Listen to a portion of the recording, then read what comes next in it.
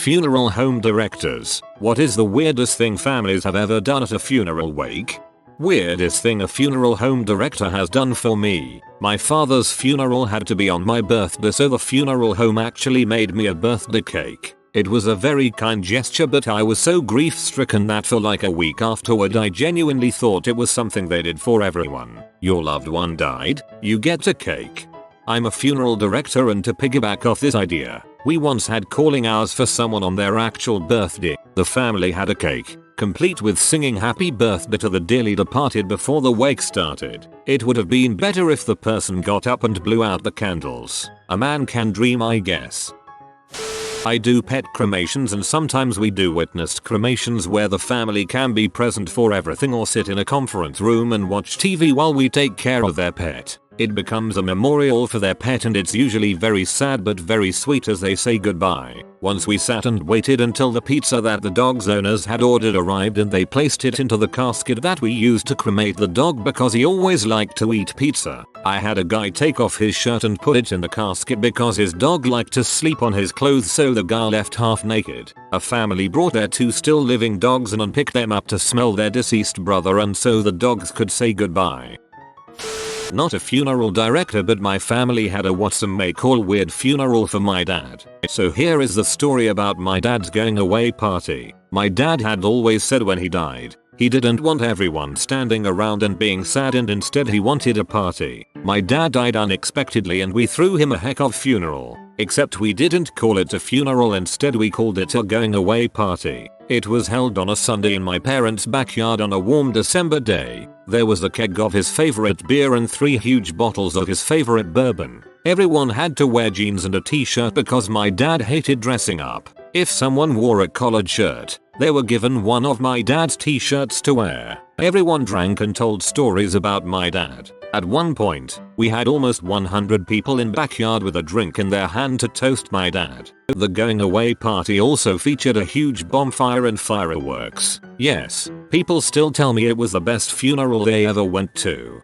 That is a truly amazing story. That's what I've always wanted when I go out. A big party. Don't everyone have a somber day. Celebrate yourselves and the times we've had. Your father must have been a one-of-a-kind man. The t-shirt and jeans thing is especially wonderful. I am a funeral director. Weirdest involved lawyers and lawsuits and multiple restraining orders. Had a service for a young man who died from a reaction to synthetic marijuana. Basically it triggered a seizure. He threw up, fell face down, suffocated. Parents come in, and they aren't typical grief-stricken adults who lost a child. Rather, this is a perfect time to argue and fight with each other loudly. The director handling arrangements is quickly overwhelmed, instructs them to calm down. They refuse. They start screaming. She threatens to stab him. He says he'll shoot her. Director runs away, calls the police. Police show up, remind these two that they aren't allowed within several hundred feet of each other. Court ordered separation. They argue with the officer, end up arrested, and off they go. And they don't come back. We're stuck now. We have remains. Nothing we can do about it. We call a lawyer and a private investigator to track down the next closest thing this kid has to a relative. Finally get a hold of a grandparent, and once the body has passed into legally being abandoned, we contact them. They apologize to us for the situation, authorize a simple burial, and we do all the funeral disposition portions at no charge just to get away from our predicament. The grandparents own cemetery property, so they allow him on the family plot. Months go by, almost a year. Apparently the parents of this child get out. We don't see them, but the grandparents warn us. It is important to note that our funeral home also runs a couple cemeteries. At night the phone lines for the cemeteries get forwarded to the director on call. It's 2:30 a.m. I get a call from a sheriff's deputy. The parents were fighting in the cemetery. The sheriff is pretty sure the mom grabbed a shepherd's hook, iron post meant to hold a flower basket, and stabbed the dad. He's covered in blood, but it's not serious, and he won't talk to us. The deputy says, I'm going to cite them for trespass and dump them downtown, but I need you to sign. I go to the cemetery where their kid is buried. Nobody is there. I call him back. Maybe he'd already left. No, he's at his gardens. Where am I? He wants to get going, etc. Their son is buried at ABC Gardens. The line is quiet. You're telling me these two stupid motherfuckers don't even know where their goddamned kid is buried? Yes, they'd apparently gone to a cemetery, found a grave with a headstone with a relatively similar name to their son's, and proceeded to trash the site and fight, never noticing the grave there was for a 90-plus-year-old, not their junior high school age kid. No wonder that kid wanted to get high. I need some frickin' tar to deal with parents like that. Not a director, but a good buddy of mine passed from cancer, and at the wake, apparently he specifically requested that someone fill a condom with as much spaghetti as they could. He was a pretty quirky guy. A wife made me close the casket while the mother was paying her respects. Not fun. Not a director, but once saw someone pour a little water on the corpse's face saying so he's crying with us. That's freaking weird. Funeral director here. Daughter punched the deceased father to the point her hand broke. I've seen a bunch of fights break out. Cops get called. Families members taken out. Not a funeral director, but after my mom was cremated and put in her velvet bag, I nudged my brother and said, "That's mom," he said. Yeah, I said, "Wow, she's lost weight." My aunt was mad as heck. My mom would have laughed her butt off. My aunt live streamed my grandfather's funeral on Facebook a few days ago. Her intentions were good, as it was for myself and the rest of the grandchildren that couldn't make it, but something felt weird about it. She didn't even tell us ahead of time, so I just randomly got a notification saying she was live from the funeral. I understand everyone grieves in their own way, but that's a bit strange. At the same time, I have yet to see any good or happy stories come out of Facebook live feeds. Not a director, but my uncle is, and I was helping with the funeral. The church that the funeral was at only had on-street parking. Halfway through reading the eulogy, a parking enforcement officer walks in and walked up to the stage. They took the mic as the speaker was finishing and told everyone they had to move their vehicles or they would be ticketed and towed. My granddad had a cool funeral. He was a huge Queen, Freddie Mercury fan, so the hearse drivers played the greatest hits album in the hearse all the way to the crematorium, really loudly with the windows open. They were smiling and laughing all the way. They told us they'd had great critics singing along. As the coffin went down at the end of the service, we played another One Bites the Dust. Lots of laughter as people left. We all went back to the pub. Everyone had a Bacardi and lemonade as their first drink, which was my granddad's tipple. Then back to my parents for one heck of a party, dancing the night away to Freddie. My step-grandpa told me about a time a family member died and they stood him up in the corner with a hat on, while everyone danced. That is what he wanted though, and everyone had fun with it.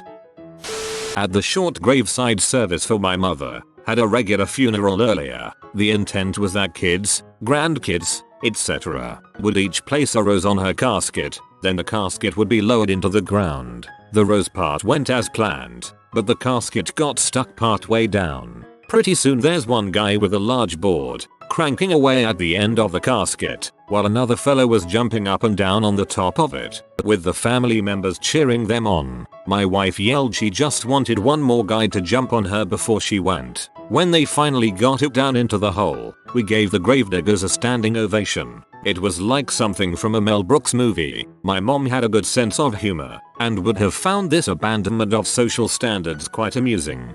Not quite that bad, but a similar thing happened at my grandmother's funeral. They lowered the casket down on those straps that look like what trucks use to tie down loads. When the grounds crew tried to shimmy the straps out from under the coffin, one got stuck. There we are, standing around the grave with the grounds crew pulling on the straps. When my dad goes, "Ma, just let go." I've seen a lady pull their stillborn baby out of a coffin, hold them for 10 minutes, then have to be blocked so they didn't run away. What I also find weird are people that bring in a band and have a big song and dance. A full-on interpretive dance in front of the coffin. So many people like to show off their family at funerals, and I am usually weirded out by just how many families are messed up and how many cobwebs get opened up during the grief process. Not a funeral director, but at a funeral I attended, the 21-gun salute was with live ammo, and 2 of the birds released for the ceremony were shot dead. They did one of those at our church for a member who retired from the Navy. Unfortunately, our church is in a bad part of town and police were called. It was the first time the ceremony was performed at our church and the neighborhood thought it was another gang shooting. At my father's celebration of life, my in-laws gave me a check for $50. It's not really out there, but it's pretty weird if you think of cause and effect. $50 is a bit cheap for an assassination. My ex's family were funeral directors. His mom told me a story once about the county attorney, one of the richest men in the little town. His first wife passed of cancer. She had a lot of dental work done prior to the illness and all of it was done with gold. The attorney asked for the gold to be cut out of her teeth so he could sell it at one of those cash for gold places. My ex's dad did the work. He was a combat vet from Vietnam and had seen many terrible things in life, but he said he almost quit that day due to the senseless mutilation of this lady's body. All because this already rich man wanted to get richer. Obligatory, not a funeral director, but I am hopefully starting mortuary school next semester actually. I had a friend in high school who was lesbian, but she had gotten pregnant during an experimental tryst with a man. Unfortunately, her pregnancy was not one of the best and she partied and hung out with the wrong crowd a lot, even at 8 months. She was in the passenger seat when someone was drunkenly driving home in a packed car from a party and the car crashed into a canal. Everyone escaped the car and drunkenly walked home, failing to call the cops and not realizing that she was still trapped inside. She died by drowning 8 months pregnant, trapped in the car, and her body wasn't recovered for 3 days. Her funeral was closed casket due to the stage of her body's decomposition. Water and 120-degree weather is no bueno for corpses, but for some freaking reason, the unborn fetus was pulled out of her and they had an open casket for it alongside hers. It was very strange to unexpectedly see a tiny casket alongside hers and walk up to it and try to make sense of what I was looking at. It honestly looked like a piece of mangled dried wood, and it was pretty flooring that the family would want that. Either way, I understand families grieve differently, but what truly annoyed me was everyone's morbid curiosity about the fetus. A very large amount of people paid their respects to the fetus and completely forgot to pay their respects to our friend because her casket was closed. There was also the subjects of her whole extended family, like 15 cousins, just talking and laughing non-stop during the service, some of her friends making out in the seats and feeling each other up, and notoriously the baby daddy and her lesbian lover arguing on the phone. The funeral service was a complete circus due to being comprised of mainly 14-17-year-olds. I felt terribly bad for the adult family. Me and my family are all white and very southern. At my grandmother's funeral, my uncle, her son, showed up in a cowboy hat, boots, and a belt with the words "N baby" stamped into the leather. I don't even understand what the heck it means, and really can't comprehend how he thought that was an appropriate belt to wear to his mother's funeral. Not a director, however. My co-worker's aunt passed away and he chose me out of everyone in the office to attend the funeral. Everyone went around just kind of stating facts. How tall she was, how many acres of beet farm she had. It was weird, but it got worse. After his brother showed up late and parked his car halfway into the gravesite, my co-worker grabbed a shotgun, flung open the casket, and fired 2 rounds into it. I booked it out of there. I wish I was there. Skipped out. My dad told me that some visiting priests, pretty sure he was not a real one, from some Latin American country, we're Mexican Americans, pulled my distant relative out of her casket by the arm claiming he could raise her from the dead. No one asked this nut to try. Her organs were harvested and blood drained. Even if he could, what kind of vessel would he bring her back to? They had to beat him off the corpse. Insert typical not a director but backstory. When my grandfather was dying in hospice, I would sit at the foot of his bed and rub his feet because he would complain about them being cold. At his viewing, I stood by the foot of his coffin with my grandmother, accepting condolences, thanking people for coming, etc. I went to tuck the blanket at the bottom of the coffin because I had brushed it by accident, felt his cold feet and started rubbing them without thinking. I got a lot of weird looks before my cousin came over and asked what I was doing.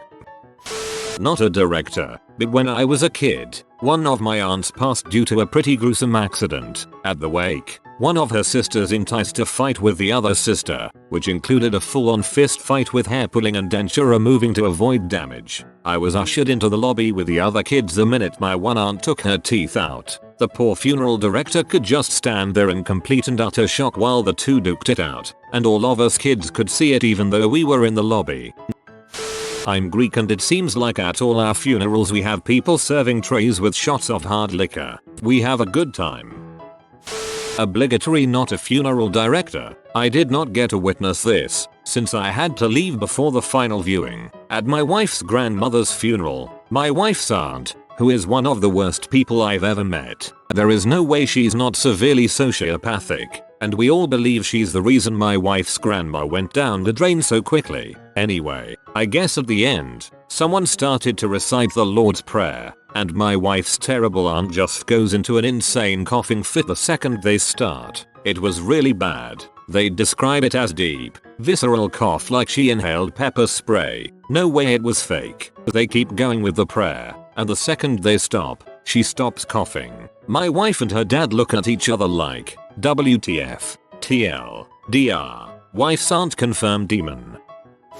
This is going to sound weird and unbelievable, but I have to recount this tale. They wanted a private moment with the deceased. We allowed it, and all our staff cleared out, alongside the pastor. Within about 5 minutes, we hear retching and dry heaving, and we knock and ask if everything's okay. But the retching doesn't stop, so the staff enters the room, and by God, I'll never forget the image of what I saw. They were eating slices of the body, embalmed slices. God knows how toxic it was. The adults were arrested for desecration of a corpse. The children went into foster care. These were some sick bastards.